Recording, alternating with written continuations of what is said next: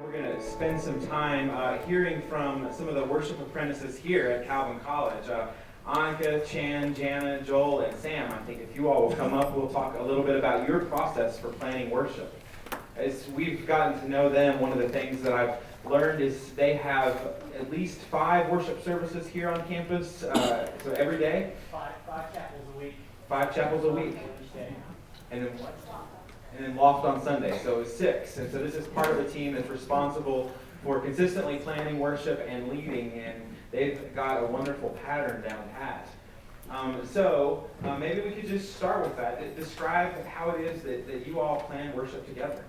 Yeah, I can take that. So we come together as a whole team of WAS during our weekly meetings, and we take the theme of our Loft service, for example, and we brainstorm. We have green light thinking time, and we throw as many ideas as we can on the page. We pull out our luyas, we pull out our worship source books, any other ideas. We have a song diet with all the songs that we've done. So we'll pull all those things together and just throw them on a document, a Google document that we all share. The next step in the process is we're divided into pairs, and the pairs will meet with Paul Ryan, and we'll look at our brainstorming a few days later, a week later, and we'll say, okay, now let's set up the worship structure of gathering, praise, etc. throughout the service, and where do we plug these elements in? So we take a look at what we have, and we start saying, oh yeah, this is a great song here, and it can tie in with these images, and hey, this idea spurs another idea. So we kind of plug in a rough draft. The next thing we do is meet in our pairs without Paul and fine tune it. We'll add our scripture, and we'll add our transitions, and we'll arrange the songs, and then at our next weekly meeting, or 2 weeks out, we will come together again as a big group and take a look at the final draft and say, hey, how's this look? Is there things that we missed? How could we enhance this? What do you guys think? So it kind of goes from this large group down to a small group and then back out to the large group. So we're getting feedback and ideas along the way. So that's kind of our main worship planning process. And so it sounds like to me that this is a process. This is not we sit down for an hour or 2 and then it's done. This is a multi-week process for you all. Absolutely, plenty of hours. And if you need the interpretation, they didn't ask me to serve as a translator, but WAS is short for Worship Apprentice, and Luyas is Lift Up Your Hearts, the red hymnals that you have there. Well, talk a little bit about, so that's the process, but then how do you decide on the theme and the topic that the worship service is going to be centered around? So our theme for the semester or for the year, our main pastor, Pastor Mary Holst, decides the Sunday loft services, Sunday evening services, and then the weekday chapels, daily chapels, we have Pastor Paul Ryan decides on the theme. And for example, the past semester, we did a whole campus Bible study on the book of James, and Pastor Mary and Pastor Paul incorporated that to our daily chapels and the Sunday evening services. Very good. And what kinds of things in your planning process have you all found to be helpful? So kind of as Jana said, in our planning process, we use Google Docs, so we can all edit on the document together. And within our entire WA team, we'll break up into 2 or 3 teams as we're planning together, and just throw things out on the board. And on our document, there will be the themes for that week. So for Loft, and then each of the chapels that we do.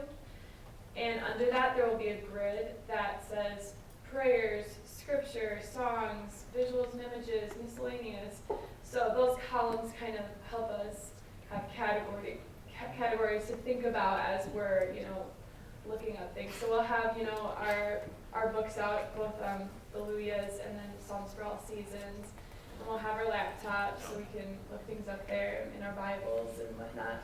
And our song diet is a big thing that we look at, which has all of our songs broken up into, the type of song, dedication, praise, confession, etc. And then also what genre, like global, spirituals, hymns, liturgical, etc. So we'll try to just pull from all different sources into each category, and then it's very green light thinking, like she said. No, there's no like telling someone that that's not a good idea, and then we'll come back as a big group and share our ideas so that everyone kind of understands what we were thinking as we wrote different things down in the document. Yeah, there's this sense that we have at Samford, we'll say, don't kick the baby. So that's it's a baby idea, you know, it's okay. The baby might have a chance to grow. And so yeah, so you hold on to that, that's good. So everybody sort of gets to put something in the mix, yeah. So at this point, I'm seeing Google Docs that is totally full, grids that are totally full. At some point, you've got to start making decisions. What are you going to put into the worship service, and what's the flow and order going to be? Can you talk about that just a little bit? I think the most important goal in ordering the worship elements would be to make the whole worship service as a conversation, as a dialogue between God and His people. And there are basically three elements in worship. The first one is where God speaks to us from the scripture, the sermon, words of assurance. And the second element would be where we speak to God through prayers, through songs of praise, in words, in songs. The third element would be where we speak to each other. So passing the peace, for example.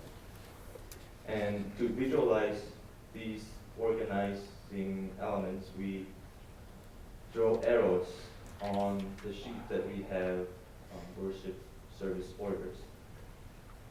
So we'll draw upward arrows for the elements that we speak to God. Downward, God speaks to us. Side by side, we speak to each other. And we see if there is a good balance among these three elements, among these three types of elements. Good, and so once you kind of get everything in place, right, the specific order and everything, and you're sort of ended your worship planning session, then what happens? Do you sort of let it sit and simmer? Is it totally ready to go? Does it change and morph at all? What's next? Yeah, for at least myself as a leader, after I really don't touch the service, like unless like I'm working on it, like planning it or arranging it. I find that if I spent all my like free time focusing on like making this a perfect worship service, I'm going to drive myself insane.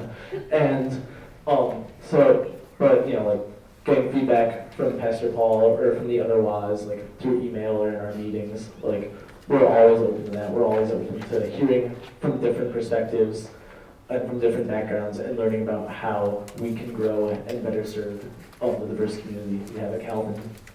Wonderful. Well, thanks so much for your attention to all those details. I know it's got to be a lot to balance everything that exists within the campus community life, and not to mention to be responsible for 5 to 6 services potentially a week as a team, even though there are individual teams there. And I know for all of us, perhaps we have processes that are similar to theirs or maybe different, and because we're all in different contexts. So spend a little bit of time sharing with one another, what does your worship planning process look like in your particular context?